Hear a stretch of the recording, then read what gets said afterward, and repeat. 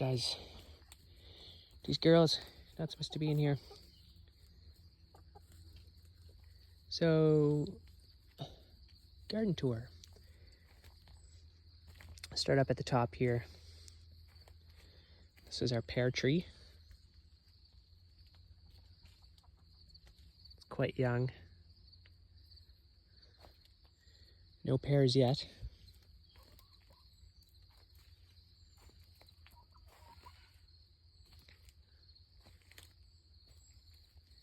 These, I believe, are Brayburns. They may be a dwarf variety.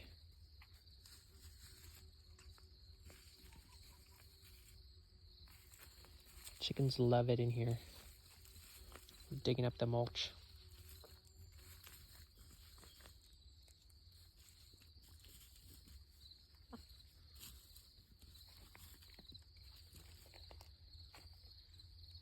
This one is quite short, producing some beauties.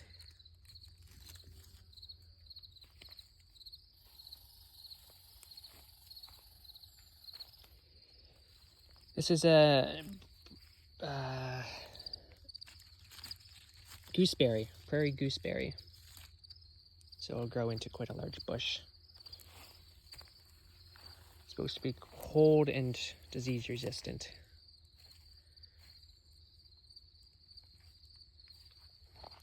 This is a fig tree we put in a few months ago. And another fig tree. So these will take up the top part of the garden and fill out all this space here. Plan for this part, which is new this year. Fence line used to be right here. It's moved over now. And so we'll do raised beds here and then move these strawberries and raspberries over to the raised beds.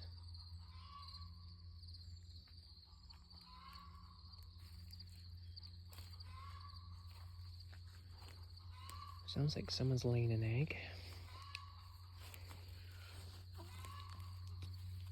Here I had peas, but when the peas were done, I planted milkweed. There's two varieties of milkweed here. The big leaf variety and the narrow leaf variety. So once this establishes, there's a chance we might get monarchs, which would be really neat.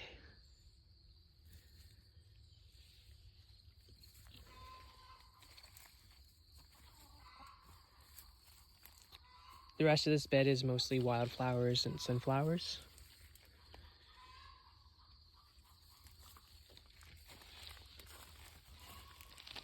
You guys.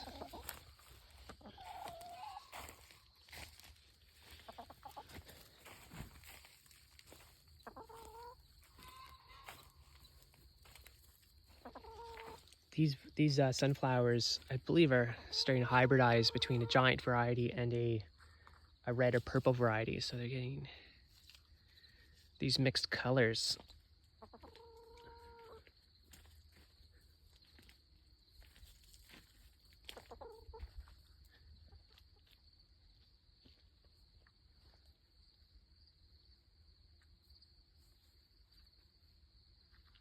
And then there's your traditional sunflower, yellow sunflower. This variety is from PEI. At least my mom brought it to me from PEI. There's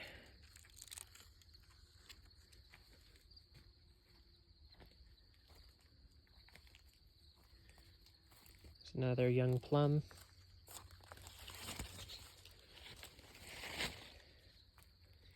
This is a pear. It was quite a bit taller than this, and then it had such bad leaf curl, the main stalk died, which you can see here. Cut that off, and then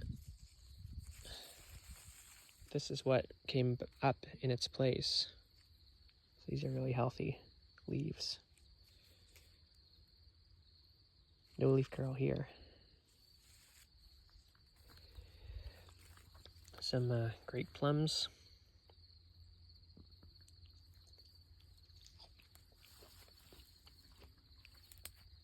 They're perfect right now, perfect ripeness. This is the larger plum tree we have, and it's pretty much done for the year. We got probably 20 pounds of plums off of there. Ate a lot.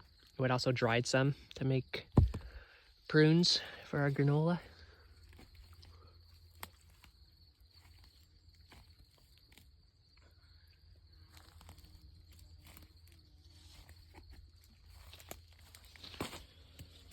This is a new bed this year, and I planted asparagus. Some other things have kind of taken over where the asparagus was planted, but this popped up. I wasn't expecting this until year 2, so that's nice to see.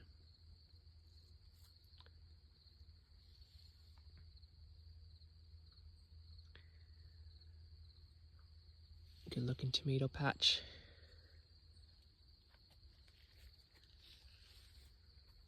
Purple basil.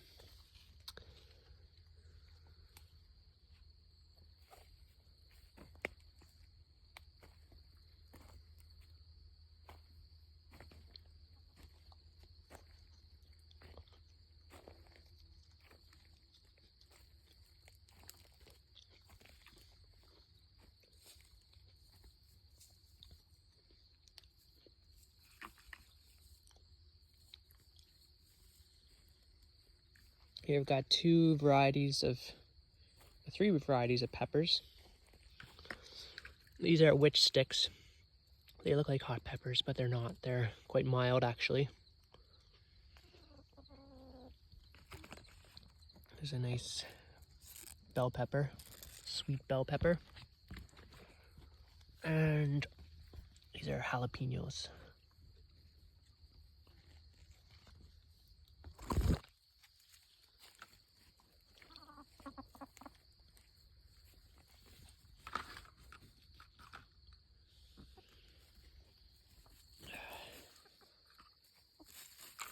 Hey, you guys. Take her easy.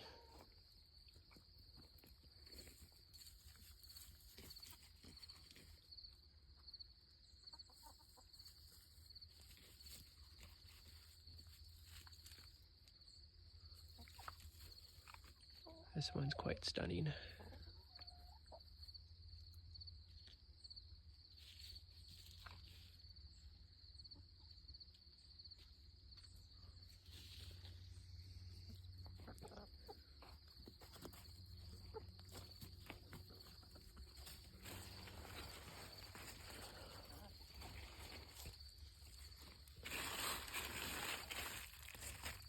Cantaloupe.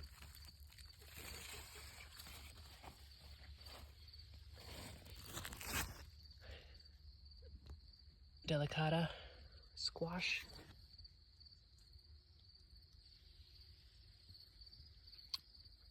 Kind of overplanted this area. There's quite a bit happening. Lots of squash, cucumbers.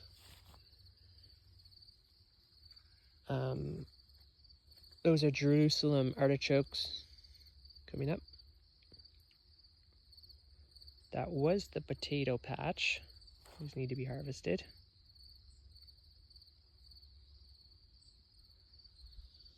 And then down there at the lower part of the garden is a ginormous squash patch.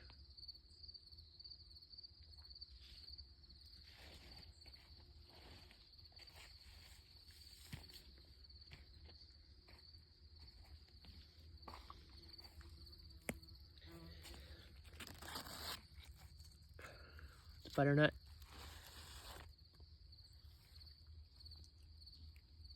Quite a few butternut this year.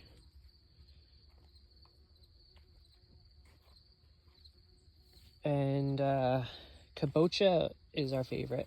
We planted a lot of kabocha. Although they may have hybridized because I saved the seeds from last year. So like this one is not what you would expect a kabocha to look like necessarily. See if I can find one that's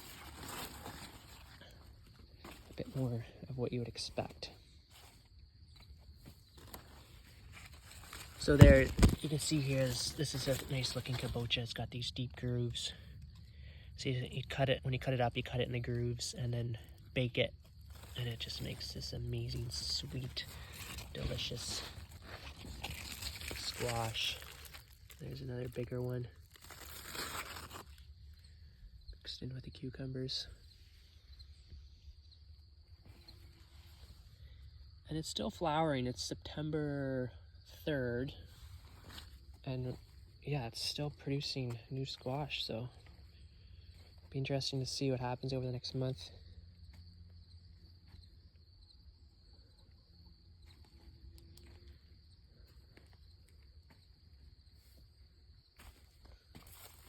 Had a lot of slugs this year. And the only way I've been able to deal with them is to pick them off at nighttime.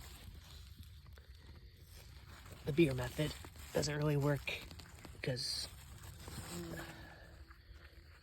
it's too much beer to waste.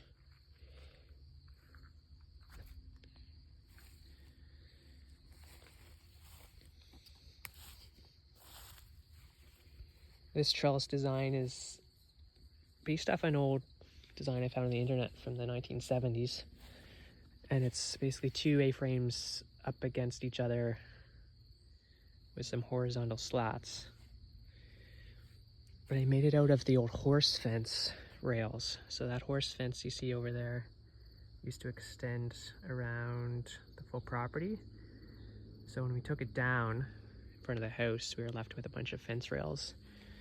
And so when I split them, it was quite a pleasant surprise to see that they're still really quite well intact. There's not a lot of rot at all. There's a bit of rot at the ends and some on the outside, but it's amazing how long cedar lasts when it's kept off the ground. It's able to dry out between the seasons.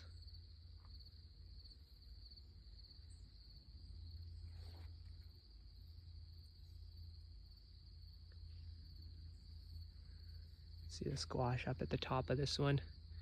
It's actually wedged in there and pushing the A-frames apart as it grows.